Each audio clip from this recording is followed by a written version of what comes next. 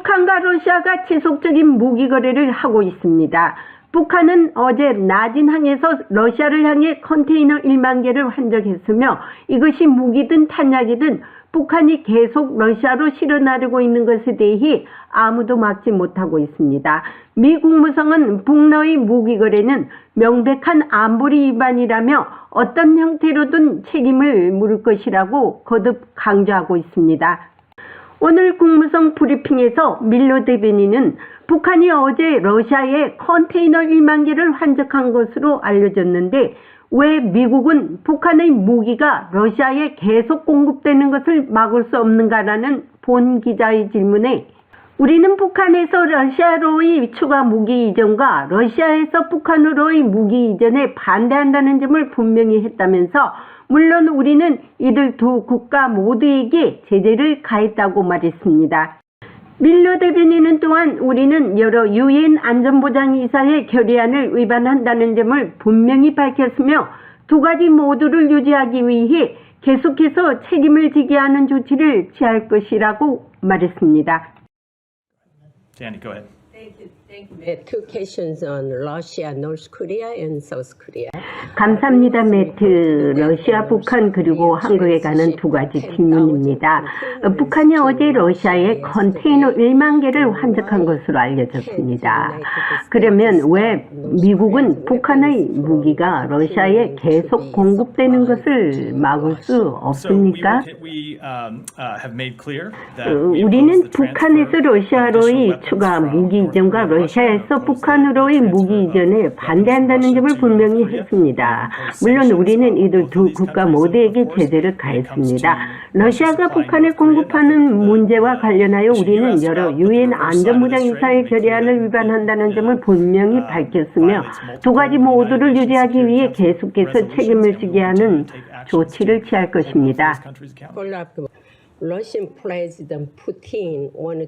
푸틴 러시아 대통령은 한국과의 관계 회복을 원하며 이는 전적으로 한국에 달려있다고 말했습니다. 이것이 한미 관계에 균열을 일으키려는 푸틴 대통령의 전략이라고 생각하십니까?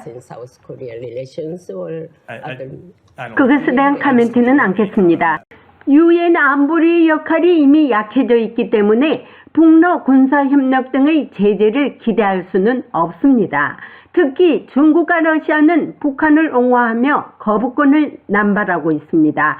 미국이 단독으로라도 북러의 위반에 대해 책임을 지게 하는 획기적인 제안이 있을 것으로 기대해 봅니다.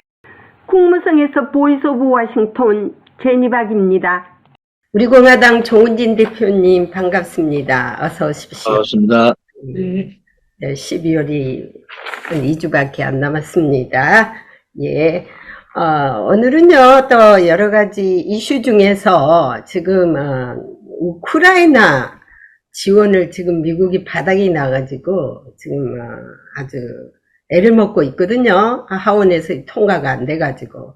그래서 만일 우크라이나 지원이 안 될 경우 젤렌스키가 푸틴한테 무릎을 꿇어야 된다는 말까지 나오더라고요. 그래서 이제 이런 문제들을 이번에 이제 제크 설리반 국가안보보좌관이 한미일 안보실장회의에 서울에서 했지 않습니까? 여기에서 과연 한국에 도움을 요청했을까요? 안 했을까요? 왜냐면은요. 근본적인 그 내용에도 나오던데, 아무튼, 설리반, 안보보좌관 발표에, 네. 우크라이나 지원 관련해서 얘기가 잠깐 나왔어요. 구체적인 내용은 안 나왔지만, 예. 당연히, 지금 미국 국내에 여러 가지 지금, 민주당이, 집권당이지만은 공화당의 우크라이나 지원 반대 때문에 6.1 예산안이 부결됐지 않습니까? 그렇죠. 공화당 플러스 민주당 일부 의원들이 반대했고, 그것이 이제 반대 이유는 그 난민들에 대한 그 국경 예산이 더 시급하다.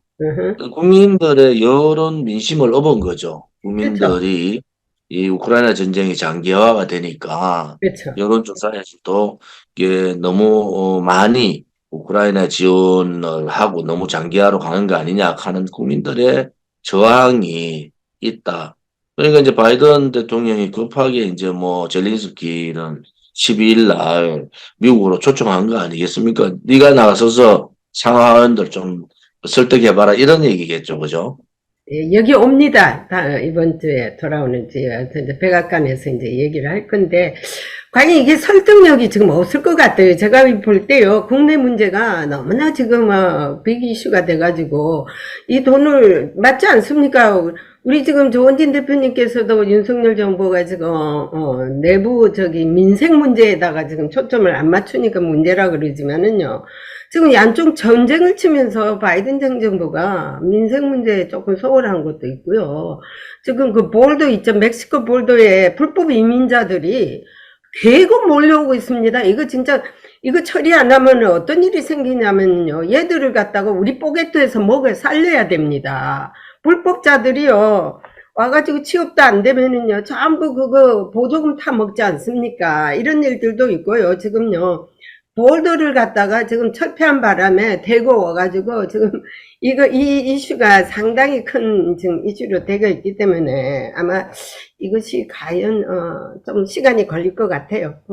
이제 물론 이제 한국이 포탄 문제라든지 이런 거는 한국이 아주 뭐 유럽보다 더 많이 지금 지원했다고는 하는데 북한이 또 이걸 씹었더라고요. 한국이 이 포탄 문제를 이렇게 많이 지원했는데 우리가 러시아 지원한 거는 근처도 못 간다. 이래서 이제 한국 보고 또 전쟁 범죄자라고 또 이렇게 치고 나오더라고요. 그 뭐 보편적 그 국제 질서라는 것이 뭐 인권의 문제고 러시아의 침략에 대한 저항인데 네. 좀 그거 궁금한 것은 미국이 발을 빼게 되면은 독일이 그 역할을 미국이 하는 역할을 할 수 있을까요? 그렇죠. 근데 이제 이게 문제가요. 국제사회도 마찬가지고 EU라든지 이런데 아주 상당한 낭패예요. 왜냐하면은 우크라이나 전쟁의 승리의 그 소위 말하는 그 샘플이요. 바로 그 우파 동맹국이 이긴다는 거거든요. 그런데 우파 동맹 여기서 좌절이 된다면은요, 앞으로 우파 동맹국에서도 힘을 잃어버리는 결과가 나타납니다. 그래서 이것도 어떤 형태로도 이제 손을 또 우파 동맹국에 벌리지 않을까 이것도 생각해 보고 있거든요. 지금은 뭐 우크라이나 전쟁 하나가 공급망의 문제라든지 식량 문제라든지 전 세계 경제에 직격탄을 날렸고 또 이게 이제 신냉전의 시발점이 된 것도 사실이지 않습니까? 그렇죠. 그래 하면서 이제 중동의 하마스 이스라엘 공격 또 전 세계적으로 특히 이제 대만이나 이 한반도에 있어서의 문제 뭐 이런 부분들이 다 대두되고 있다. 그래서 현재의 신냉전 시대가 어쨌든 소련에 의해서든 미국에 의해서든 이것이 계속 이제 지속되고 있고 네. 그 신냉전 시대의 지속은 한편으로 봐서는 중국에 대한 견제를 하고 소위 반중블록을 강화해가는 그런 입장으로 지금 가고 있는 거 아니겠습니까? 대한민국도 지금 우크라이나 전쟁으로 인해 가지고 공급망 문제라든지 식량 문제라든지 이게 이제 미국의 고금리 정책 이렇게 해서 우리 대한민국도 지금 직격탄을 맞고 있는 게 사실이고요. 그렇죠. 국민들이 아무튼 외부 요인에 의해서 우크라이나 전쟁이나 기타 국제적인 요인에 의해서 한국의 경제가 많이 압박을 받고 있고 그 영향이 뭐 국가적인 대기업뿐만 아니라 민생 그게 서민들의 삶에까지 영향을 주고 있기 때문에 어느 정도 명분을 찾아서 이제 우크라이나 전쟁을 종식시킬 때가 됐다 이래 봅니다. 그렇죠. 자, 그러면은요, 북한이 지금 또 나진항에 10,000개의 컨테이너를 또 실어 나르고 있거든요. 러시아로. 지난주에 제가 국무성, 국방부, 또 백악관 그 세 군데서 다 이 이슈에 대해서 제가 질문을 많이 했습니다. 그러면 북한은 이렇게 러시아에다가 이렇게 무기 공급을 하면서 거의 그 무기가 우크라이나를 쓸 거 아닙니까? 그런데 이게 지금 속수무책입니다. 이걸 막지 못하고 있어요. 예. 이 막지 못하고 있는 원인에 대해서도 이거 상당히 유엔은 말할 거 북한은 뭐 자기들 살기 위해서 데려가는 거고, 유엔의 안보리의 작동 기능이 이제 거의 그렇죠. 무력화되고, 또 하나는 뭐, 그래 인해서 이제 북중 간에 그 무역 교류가 활발하게 이제 국경 교류가 이루어지고 있고, 뭐 이런 우크라이나 전쟁으로 인해서, 국책 폐기의 문제는 쑥 들어가고, 완전히 이제 양당 간에, 소위 자유진영과 공산진영 간에 이제 신냉전으로 가니까, 거기에 이제 북한은 올라타서, 계속 개발하고, 뭐, SLBM, ICBM, 이제 그 군사위성 발사까지 완성을 시키잖아요. 네. 결국은 그 우크라이나 전쟁이 결국, 우리 대한민국에 미치는 영향이 그 경제적인 문제뿐만이 아니고 안보 부분에 있어서도 굉장히 큰 영향을 미치고 있다. 악영향을 주고 있는 거죠. 그래서 이게 우크라이나 전쟁이 빨리 좀 끝을 내야 된다. 저는 그렇게 생각하고 있어요. 그리고요, 저기, 컬트 캠벌이라고 아시다시피 동아시아 차관을 했는데, 백악관 또, NSC에서 인도 퍼시픽 태평양 그거 간사로 있는데, 이분이 지금요, 다시 국무총리 부장관으로 가게 됩니다. 그래서 이번 청문회를 했어요, 지난주에. 그 청문회에서 이제 부장관 이제 통과가 되면은 그 자리를 갈 건데, 이 양반이 이런 얘기를 하더라고요. 북한이 핵 포기를 한다고 대화로 나온 거는 이미 물 건너갔다는 거였어요. 이건 뭐, 지난번에 제가 말씀드린 것처럼 전문가들도 똑같이 보거든요. 그러면, 이거 어떤 대안이 있다는 거예요. 북한이 어저께 또 그런 말을 했지 않습니까? 자기들이 세계의 핵 강국이 됐다고요. 어느 누구도 침범하지 못한다고 그랬지 않습니까? 그죠? 그러면은, 이걸 지금, 누구말만 우리나라로 봐서 지금 뭐, 그 문재인 정권의 가장 악행이 이 원전 폐기 문제하고 북핵의 개발을 시간을 줬다는 거. 이 그쵸. 거짓 평화쇼를 통해서 미국도 속이고 네. 우방 국가를 다 속여버렸잖아요. 네. 거기에 영향을 우리가 직격탄으로 지금 받고 있는 거죠. 북한은 이미 이제 핵 보유국으로 인정만 남아 있는 거 아니겠습니까? 맞습니다. 그래서 대한민국이 이 안보 부분에 있어서 이제 힘의 균형을 잃어버렸다. 국방력에 있어서는. 그랬을 때 이제 대한민국의 전략핵이라든지 핵 개발 문제가 이제 대두를 해야 된다는 게 우리 전해박 기자의 그 일관된 주장이지 않습니까? 네. 만약에 북핵 폐기에 대한 로드맵이 진행이 안 되고 지금식으로 신냉전 시대로 돌아와서 이제 그 유엔 안보리의 기능이 마비된 상태 같으면은 우리나라도 이제 전략핵 자산을 그쵸. 보유하는 방향으로 가야 된다. 미국도 이제 그냥 북한의 핵을 보유국으로 인정하기 전에 대한민국과 긴밀한 협의를 통해서 이 전략핵 자산을 배치하고 우리가 전략핵 자산을 보유하는 그런 방향으로 저는 선회를 해야 된다 이런 생각을 갖고 있습니다. 지금 그 문재인 정권만이 탓이 아니라요. 그 좌파 정권들 모두가 지금 그 문제에 대해서 책임을 져야 됩니다. 제일 먼저 책임져야 할 때 김대중 전 대통령 그분이요. 얼마나 속였습니까? 자기가 이런 말까지 했지 않습니까? 이거는 온 세계가 다 아는 일이지 않습니까? 북한은 핵을 만든 능력도 없고 핵도 만들지 않는 거 내가 책임지겠다 그랬냐는 책임진다는 사람이 이미 가고 없지 않습니까? 지옥으로 갔는지 뭐 어디로 갔는지는 모르겠지만은 그러면은 자 이래 놓고 다 뭐 죽으면 그뿐인데 그래서 지금 이런 사태까지 왔는데도 불구하고 이 좌파들이 정신을 못 차는 게 이 말이 나왔으니까 말하죠. 전두환 대통령 왜 그분이 묻히지 못해야 합니까? 그 나라를 위해서 조국을 위해서 솔직히 말하면은요. 강주 사태니 뭐 좌파들이 하는 것은 모두가 민주화 운동이고 민주사건이에요. 그리고 우파들이 조금 나라를 위해서 뭐 좀 하면은 그건 다 처단을 해야 된다니 이런 의미를 가지고 있습니다. 그래서 제가 뭐 화를 내면 안 되겠지만은 미국에서 내 모국이었던 한국을 바라볼 때 좀 우라가 쳐밀어요. 왜냐면은 왜 자꾸 우파들은 이렇게까지 해야 되고 그 감독이란 자가 이번에 뭐 서울의 범인지 평양의 범인지 모르겠는데 그 서울의 봄을 만드는 그 감독도 돈에 눈이 멀어가지고 역사를 왜곡하고 있어요. 그러면 왜 우파는 이렇다 할 영화 하나 못 만드느냐 이 말이에요. 역사를 왜곡하는 것을 이미 반박하는 영화. 이제 그 노무현 정권 때부터 문화계가 네. 거의 이제 좌파들에 장악돼 있다.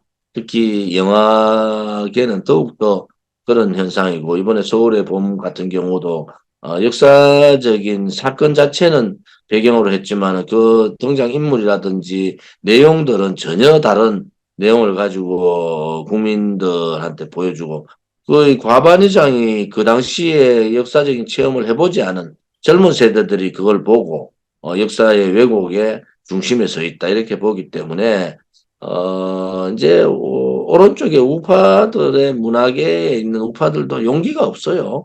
또 만들어 놓으면 장사가 안 되니까 뭐 투자 받기도 힘들고 또 정권 바뀌면 또 나름대로 공격받아야 되고 이런데, 아무튼 그 저는 언론 방송도 이제 양쪽이 공정한 언론 방송으로 이제 바뀌어야 되고, 문화계도 이제 이 한쪽에 치우치는 그러한 문화계의 그런 여러 가지 상황들도 변화를 해야 된다 이렇게 봅니다. 그러면요, 이 판 내가 별로 관심이 없었는데 이번에 내가 미 국무성이 5.18에 기밀 해제된 것을 한번 봤어요. 기밀 해제된 거를 보니까는요, 이런 문건이 있어요. 한국에 지금 판결 나온 문건에 의하면은요, 정승화를 전두환이가 체포한 거는 정당방위예요.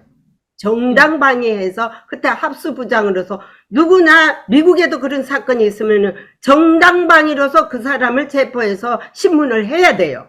그거를 나쁘게 표현해가지고 아주 그냥 그 해례로 만들어 놨는데, 이 문건에도 보면은요, 자, 이런 사건에서 안기부가 조작을 했다는데 이런 거는 없고, 김대중 강주 사태의 배후 조종자는 연반제 추종자들과 함께 그러니까 붉은 세력들이 같이 어울려져서 이것을 진압하는 과정에서 그 전두환이라는 장군은 최선을 다해서 했다고 나오거든요. 그리고 정성화는 정당방위에서 신문을 할 수 있었다라고 나오거든요. 그러면은 김재규가 소위 말하는 우리 대통령을 쏴 죽였는데 같이 밥 먹고 같이 항상 가만 놔두겠어요?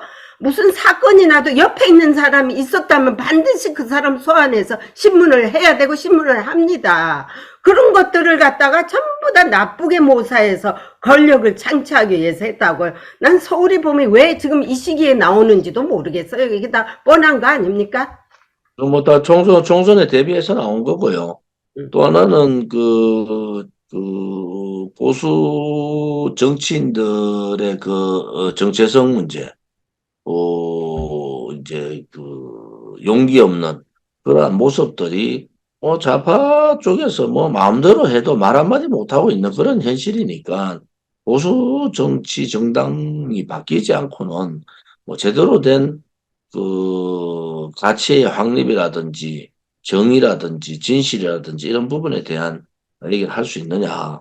그런 부분에 있어서는 우리가 좀 더 이번 총선에 보수의 가치를 지키고 헌법적 대한민국 정체성을 지켜가면서 용기 있는, 또 자기 기득권만 챙기려는 그런 게 아니라 국민을 바라보고 또 역사의 왜곡이 없도록 역사의 중심에 서서 제대로 역사를 바로 세울 수 있는 그러한 정당, 그것이 저는 뭐 우리 공화당이라고 보고, 우리 공화당이 그런 역할을 할 수 있도록 국민들께서 이제는 그 선택을 우리 공화당에다가 관심을 가지시고 눈을 좀 돌리가지고 그렇죠.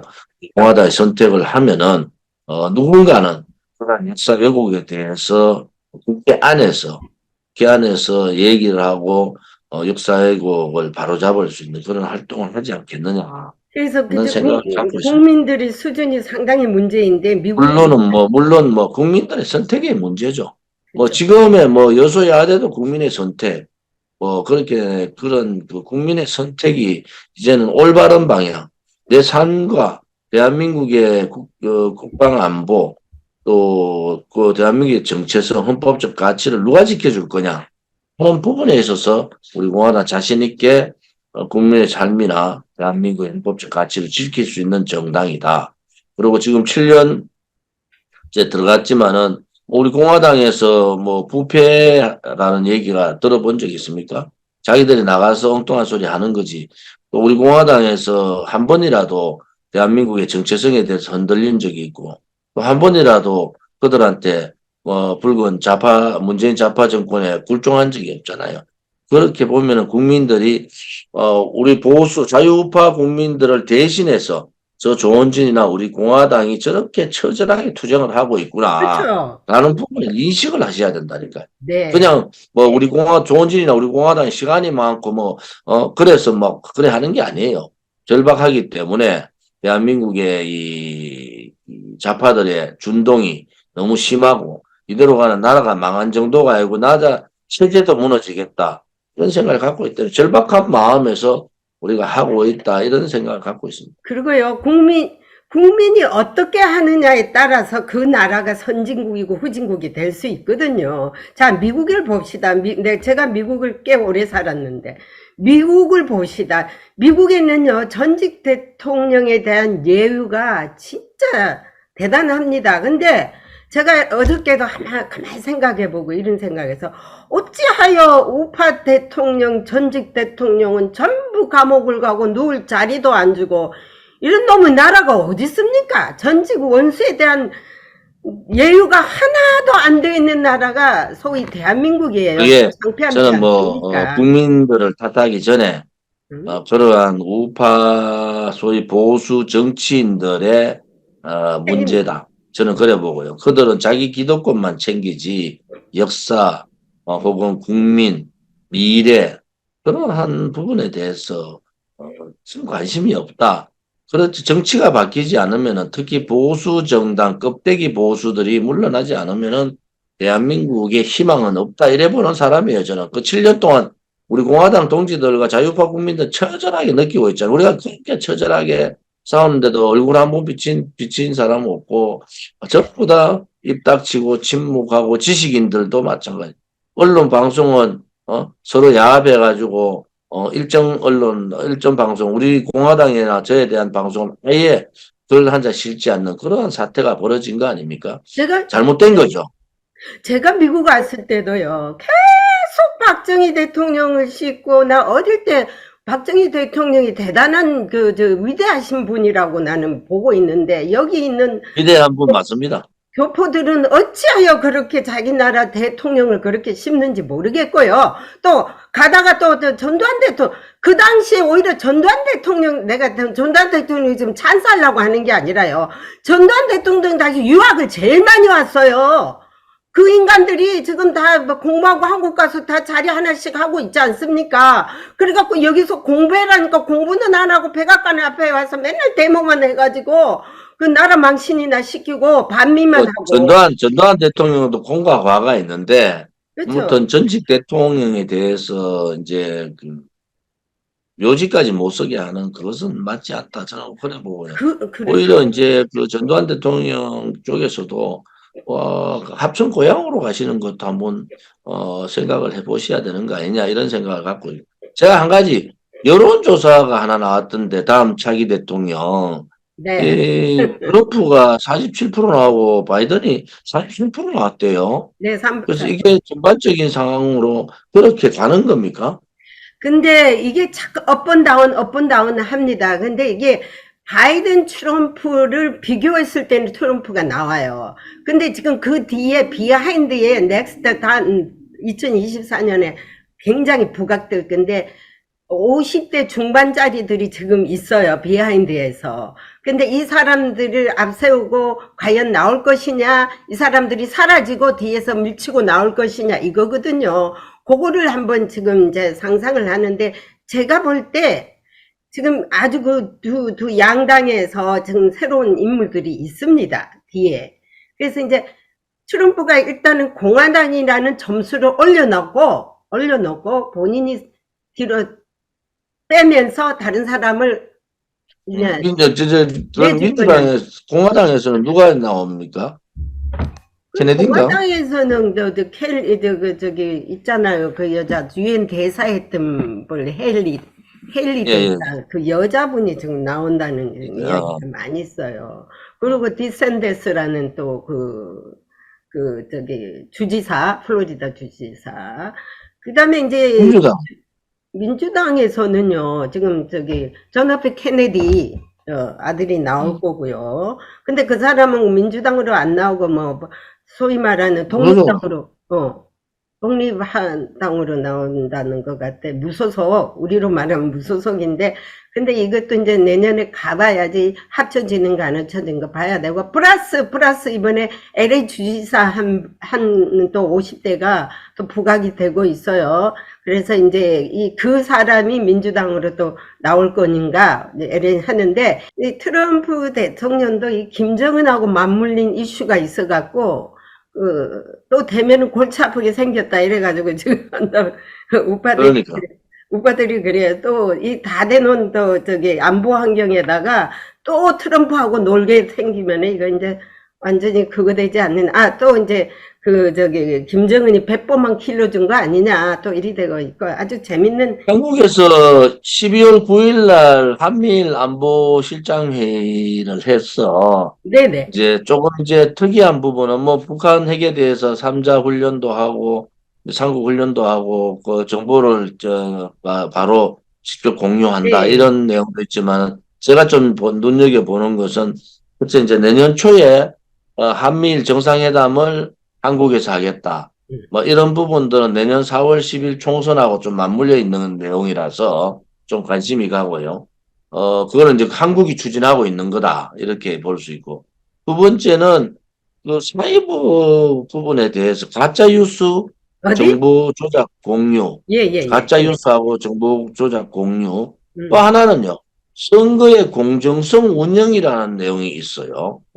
선거의 공정성 운영. 이거는 굉장히 심각한 얘기잖아요. 우리 국가정보원에서도, 이제 선관위가 테러 당할 가능성이 있다. 이렇게 발표를 했는데, 뭔가 발표하지 않지만은 선거의 공정한 운영이라는 게 이제 미국도, 그렇지만 한국도 이 문제가 대두됐거든요.